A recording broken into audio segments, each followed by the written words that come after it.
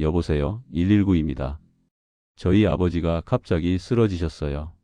한쪽 팔을 못 움직이시고 말도 어눌하게 하세요. 빨리 와주세요. 제발요. 지금 당장 구급차 출동시키겠습니다. 환자분 의식은 있으신가요?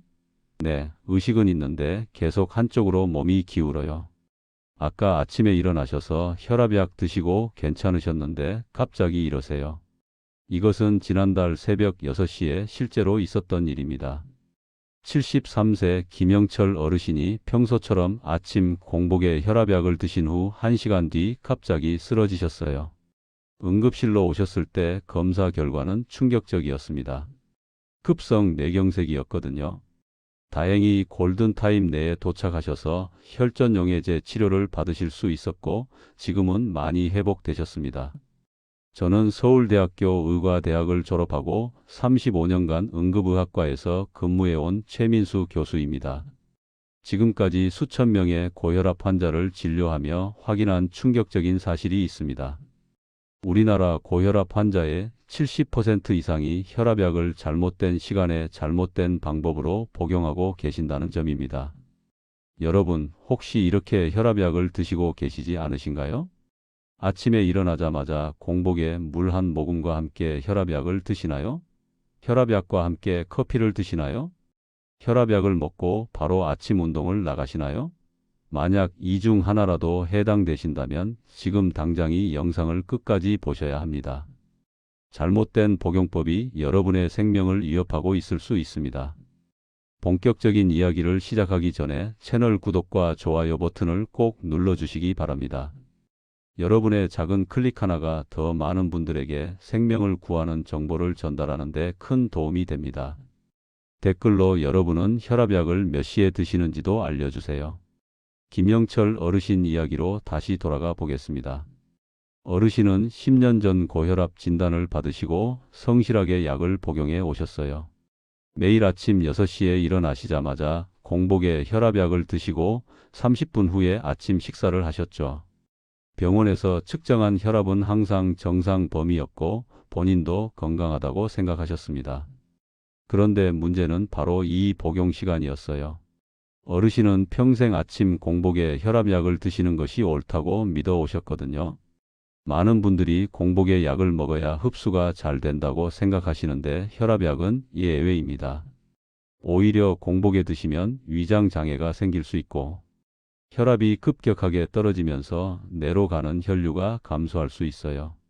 어르신의 경우가 정확히 이런 상황이었습니다. 공복에 혈압약을 드신 후 혈압이 갑자기 떨어지면서 뇌혈류가 감소했고 그 상태에서 화장실에 다녀오시다가 뇌경색이 발생한 거였어요. 만약 가족분이 바로 119에 신고하지 않으셨다면 정말 위험한 상황이 될 뻔했습니다.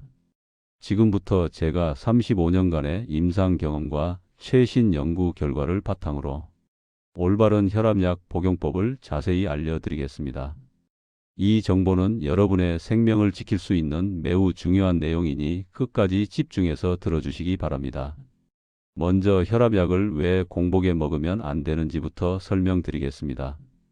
혈압약의 종류는 매우 다양한데 대부분의 혈압약은 공복에 복용하면 위 점막을 자극할 수 있어요. 특히 칼슘 채널 차단제나 베타 차단제 같은 약물은 공복에 복용하면 속쓰림, 구역감, 복통을 유발할 수 있습니다. 더 큰 문제는 혈압의 급격한 변화입니다.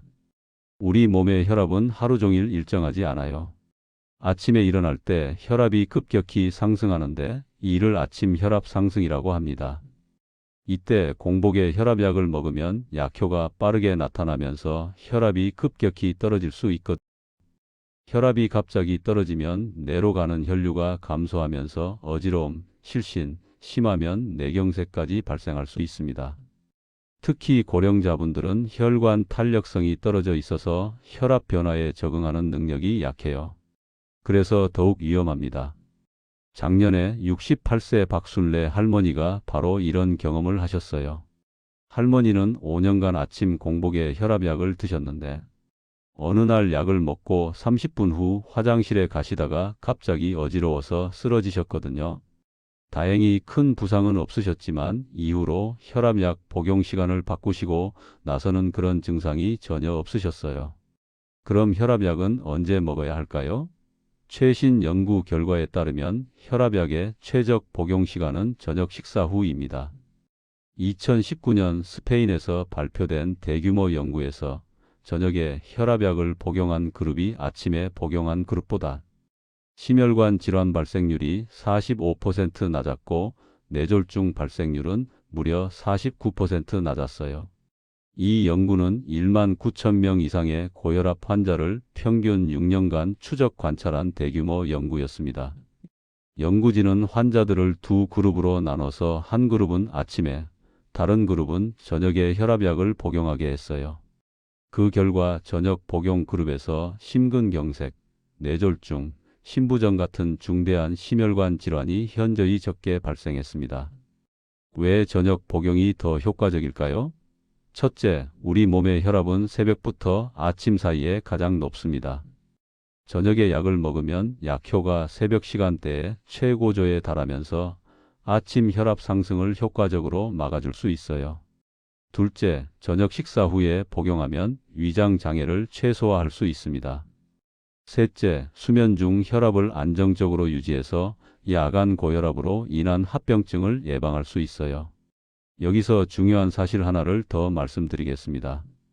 많은 분들이 모르시는데 심근경색이나 뇌졸중은 새벽부터 오전 시간대에 가장 많이 발생해요. 통계를 보면 심근경색의 40% 정도가 오전 6시에서 정오 사이에 발생하고 뇌졸중도 비슷한 패턴을 보입니다. 왜 이 시간대에 많이 발생할까요? 잠에서 깨어나면서 우리 몸의 교감신경이 활성화되고 스트레스 호르몬이 분비되면서 혈압과 심박수가 급격히 상승하거든요. 거기에 혈액이 끈적끈적해지면서 혈전이 생기기 쉬운 상태가 돼요. 이때 혈압약의 효과가 최고조에 달하면 이런 위험한 상황을 예방할 수 있습니다. 실제로 70세 이철수 어르신이 이 방법으로 큰 변화를 경험하셨습니다. 어르신은 15년간 아침에 혈압약을 드셨는데 병원에서 측정한 혈압은 정상이어도 집에서 잴 때는 높게 나오는 경우가 많았어요. 특히 새벽에 화장실 가실 때 어지러움을 자주 느끼셨다고 하시더라고요. 복용 시간을 저녁 8시로 바꾸신 후 2달 정도 지나자 새벽 어지러움이 완전히 사라졌고 가정혈압도 훨씬 안정적으로 유지되었습니다. 특히 아침 시간대 혈압이 크게 개선되었어요. 어르신은 진작 바꿀 걸 그랬다고 하시면서 주변 분들에게도 이 방법을 권하고 계십니다. 어르신의 부인이신 김순희 할머니도 같은 방법을 적용하셨는데 두 분 다 건강이 많이 좋아지셨다고 하시더라고요. 특히 할머니는 아침에 두통이 자주 있으셨는데 약 복용 시간을 바꾸고 나서는 두통도 거의 없어졌다고 합니다. 다만 주의하실 점이 있습니다. 혈압약 복용 시간을 바꾸실 때는 반드시 담당 의사와 상의하셔야 해요. 개인의 건강 상태, 복용 중인 다른 약물, 혈압 패턴에 따라 최적의 복용 시간이 다를 수 있거든요. 또한 복용 시간을 바꾼 후 일주일 정도는 아침, 저녁으로 혈압을 측정해서 변화를 확인하시는 것이 좋습니다. 복용 시간을 바꿀 때는 갑자기 바꾸지 마시고 점진적으로 바꾸는 것이 좋아요.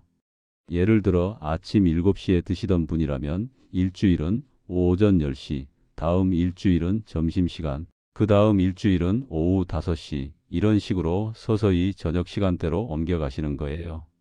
이렇게 하면 몸이 적응하기 쉽고 혈압 변동도 최소화할 수 있습니다. 이제 혈압약 종류별 올바른 복용법을 알려드리겠습니다. 고혈압약은 크게 5가지 계열로 나뉩니다.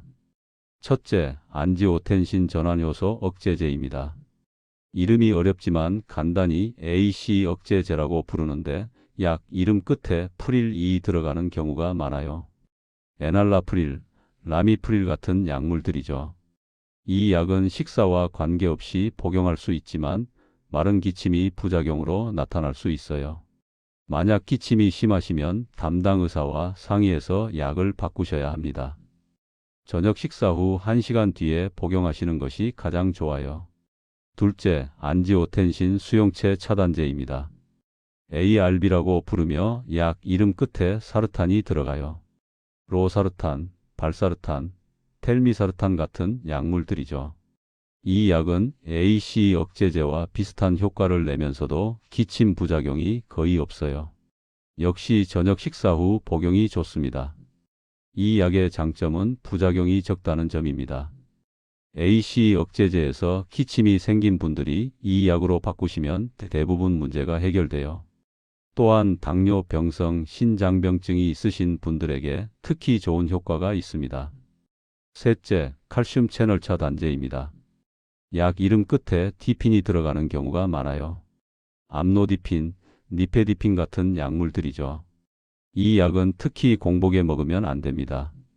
위장 장애가 생기기 쉽고 얼굴이 화끈거리거나 발목이 붓는 부작용이 나타날 수 있거든요. 반드시 식후 30분에서 1시간 후에 드셔야 해요. 칼슘 채널 차단제의 또 다른 부작용은 발목 부종입니다. 특히 여성분들에게서 많이 나타나는데 약을 드시고 나서 발목이나 종아리가 붓는다면 의사와 상의하셔야 해요. 이런 경우 다른 계열의 혈압약으로 바꾸거나 이뇨제를 함께 복용하면 도움이 됩니다. 넷째, 이뇨제입니다. 소변을 통해 나트륨과 수분을 배출시켜 혈압을 낮추는 약인데 대표적으로 히드로클로로티아지드가 있어요. 이 약은 절대 저녁에 드시면 안 됩니다. 야간 빈뇨 때문에 잠을 설치게 되거든요. 이뇨제만큼은 예외적으로 아침 식사 후에 드시는 것이 좋아요. 이뇨제를 드실 때는 충분한 수분 섭취가 중요합니다. 소변이 많이 나온다고 해서 물을 적게 드시면 탈수가 될 수 있어요. 하루 1.5리터에서 2리터 정도의 물을 나누어 드시는 것이 좋습니다. 또한 이뇨제는 칼륨을 배출시킬 수 있어서 정기적으로 혈액 검사로 전해질 수치를 확인하셔야 해요. 다섯째, 베타차 단제입니다. 약 이름 끝에 롤롤이 들어가요. 메토프롤롤, 비소프롤롤 같은 약물들이죠. 이 약은 심박수를 낮추는 효과가 있어서 심장 질환이 있는 분들이 주로 드십니다. 공복에 복용하면 속쓰림이 생길 수 있으니 역시 식후 복용이 좋아요. 베타차 단제의 특징은 심박수를 낮춘다는 점입니다. 그래서 운동할 때 심박수가 평소보다 올라가지 않을 수 있어요. 이 약을 드시는 분들은 운동 강도를 심박수가 아닌 본인이 느끼는 힘든 정도로 조절하시는 것이 좋습니다. 중요한 것은 의사가 처방한 대로 정확히 복용하시는 것입니다. 임의로 용량을 조절하거나 복용을 중단하시면 절대 안 돼요. 혈압약을 임의로 중단하면 어떤 일이 벌어질까요? 갑자기 약을 끊으면 반동 현상이 나타나서 혈압이 오히려 더 높이 올라갈 수 있어요. 특히 베타차 단제를 갑자기 끊으면 심박수가 급격히 빨라지고 혈압이 크게 오르면서 심장마비나 뇌졸중이 발생할 위험이 높아집니다. 이제 혈압약과 함께 먹으면 안 되는 음식들을 알려드리겠습니다. 첫째, 자몽입니다. 자몽과 자몽 주스는 칼슘 채널차 단제의 혈중 농도를 높여서 약효가 과도하게 나타날 수 있어요. 혈압이 너무 떨어지거나 심박수가 느려질 수 있습니다. 자몽뿐만 아니라 라임, 포멜로 같은 감귤류도 비슷한 효과가 있을 수 있으니 주의하셔야 합니다. 반면 오렌지나 레몬은 괜찮으니 안심하고 드셔도 돼요. 둘째, 바나나와 오렌지 같은 칼륨이 많은 과일입니다. ACE 억제제나 ARB 계열 약물을 드시는 분들은 칼륨 수치가 높아질 수 있어요. 혈액 내 칼륨이 너무 높아지면 심장 부정맥이 생길 수 있어서 위험합니다. 하루 1개 정도는 괜찮지만 과도하게 드시면 안 돼요. 고칼륨 혈증은 치명적일 수 있습니다. 심장 박동이 불규칙해지고 심하면 심장이 멈출 수도 있거든요. 특히 신장 기능이 떨어진 분들은 칼륨 배출이 잘 안 되기 때문에 더욱 주의하셔야 해요. 셋째, 칼슘 보충제입니다. 칼슘 채널차 단제를 드시는 분들이 칼슘 보충제를 함께 드시면 약효가 감소할 수 있어요. 만약 골다공증 때문에 칼슘을 드셔야 한다면 혈압약과 최소 2시간 이상 간격을 두고 복용하세요. 넷째, 감초입니다. 한약이나 감초차를 즐겨 드시는 분들이 계신데 감초는 혈압을 올릴 수 있어요. 특히 이뇨제를 드시는 분들은 감초와 함께 드시면 칼륨 수치가 너무 낮아질 수 있습니다. 감초에 들어있는 글리시리진이라는 성분이 문제예요.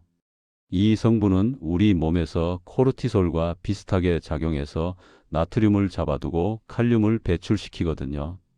그 결과 혈압이 올라가고 부종이 생길 수 있어요. 다섯째, 소금과 나트륨이 많은 음식입니다. 이건 너무 당연한 이야기지만 많은 분들이 실천하지 못하세요. 김치, 젓갈, 라면, 햄, 소시지 같은 가공식품에는 나트륨이 엄청나게 많이 들어있거든요. 하루 나트륨 섭취량은 2000mg 이하로 제한하셔야 해요. 나트륨을 줄이는 것만으로도 혈압을 5에서 6mm 정도 낮출 수 있습니다. 여섯째, 커피와 에너지 드링크입니다. 카페인은 일시적으로 혈압을 올릴 수 있어요. 특히 혈압약을 먹고 바로 커피를 드시면 약효가 감소할 수 있습니다. 커피를 드시려면 혈압약 복용 후 최소 2시간은 기다리세요. 카페인에 민감하신 분들은 아예 디카페인 커피로 바꾸시는 것도 좋은 방법입니다. 일곱째, 알코올입니다. 술은 혈압을 일시적으로 낮췄다가 나중에 급격히 올리는 효과가 있어요. 특히 혈압약과 함께 드시면 혈압이 너무 떨어져서 위험할 수 있습니다. 가능하면 금주하시는 것이 좋고 부득이하게 드셔야 한다면 소량만 드세요. 알코올은 또한 혈압약의 대사를 방해해서 약효에 영향을 줄 수 있어요. 간에서 약물을 분해하는 효소가 알코올 처리에 동원되면서 혈압약이 제대로 분해되지 않을 수 있거든요. 이제 혈압약 복용 시 주의사항을 말씀드리겠습니다. 첫째, 약을 거르지 마세요. 바쁘다고 혹은 깜빡했다고 약을 안 드시면 혈압이 급격히 오를 수 있어요. 만약 한 번 거르셨다면 생각난 즉시 드시되 다음 복용 시간이 얼마 남지 않았으면 한 번만 드시고 절대 2배로 드시면 안 됩니다. 약을 규칙적으로 먹는 것이 중요한 이유는 혈중 농도를 일정하게 유지하기 위해서예요. 약을 거르면 혈중 농도가 떨어지면서 혈압이 오르고 다시 약을 먹으면 혈중 농도가 급격히 올라가면서 부작용이 생길 수 있습니다. 둘째, 여행 갈 때 약을 꼭 챙기세요. 여행지에서 약이 떨어지면 구하기 어려울 수 있어요. 여유 있게 준비하시고 기내 반입용 가방에 넣어서 분실되지 않게 하세요. 셋째, 다른 약을 새로 드시게 되면 반드시 의사나 약사에게 고혈압 약을 복용 중이라고 알리세요. 감기약, 진통제, 소화제 중에도 혈압약과 상호작용하는 것들이 있거든요. 특히 비스테로이드성 소염 진통제는 혈압을 올릴 수 있어요. 관절염이나 두통 때문에 진통제를 드실 때 주의하셔야 합니다. 아세트아미노펜은 비교적 안전하니 통증이 있으실 때는 이 약을 선택하시는 것이 좋아요. 넷째, 혈압약을 복용하는 동안 정기적으로 혈액 검사를 받으세요.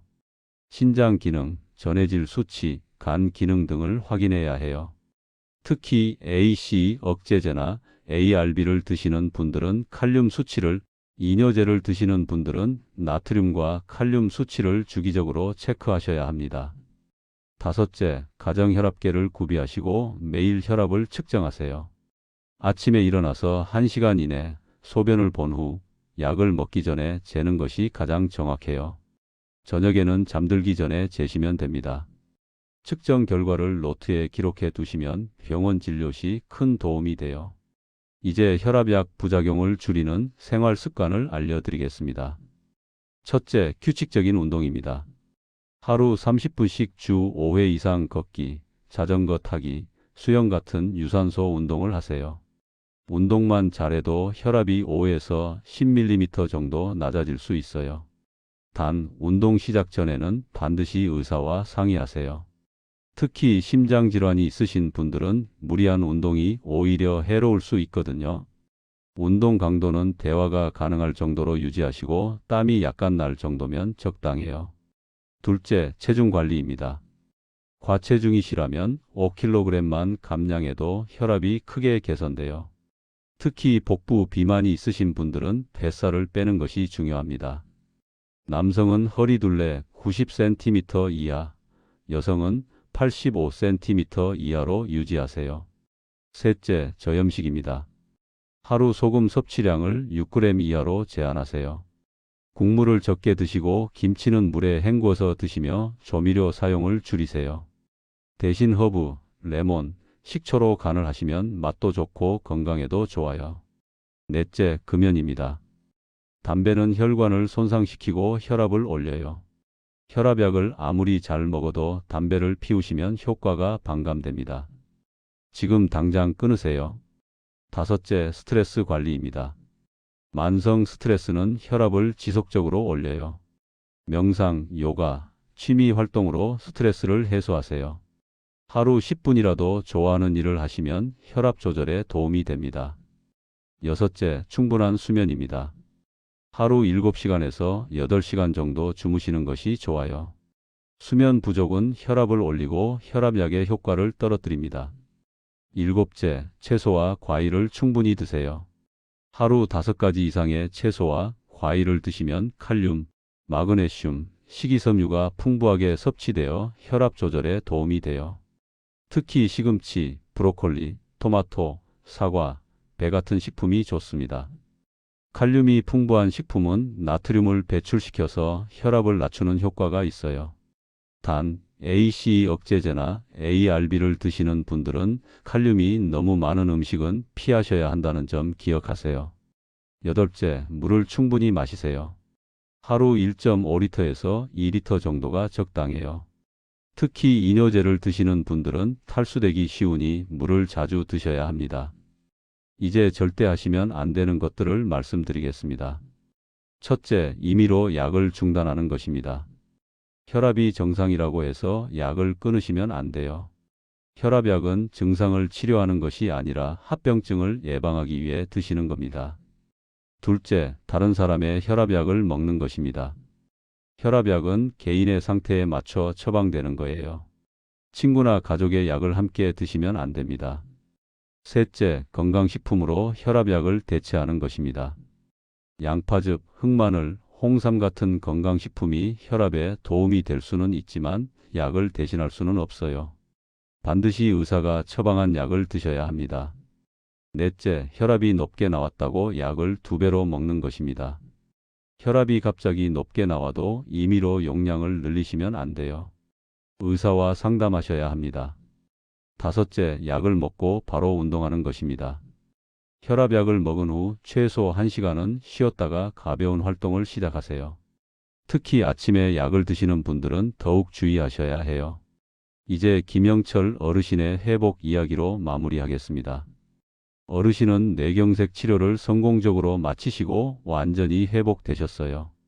혈압약 복용 시간을 저녁 8시로 바꾸시고 규칙적인 운동과 저염식을 실천하고 계십니다. 어르신은 퇴원하실 때 이런 말씀을 하셨어요. 평생 건강하게 살아왔다고 생각했는데 약 먹는 시간 하나 때문에 이렇게 큰 일을 당할 뻔했다고 말이에요. 이제는 혈압약뿐만 아니라 모든 약을 제대로 먹는 것이 얼마나 중요한지 알게 되었다고 하시더라고요. 어르신은 지금 매일 저녁 7시 30분에 식사를 마치시고 8시 정확히 혈압약을 드십니다. 그리고 매일 아침 공원에서 30분씩 걷기 운동을 하시고 주말에는 손자들과 함께 가벼운 등산도 다니신대요. 식사는 저염식으로 바꾸셨고 김치는 물에 헹궈서 드십니다. 여러분, 혈압약은 평생 드셔야 하는 약입니다. 그렇기 때문에 올바른 방법으로 드시는 것이 무엇보다 중요해요.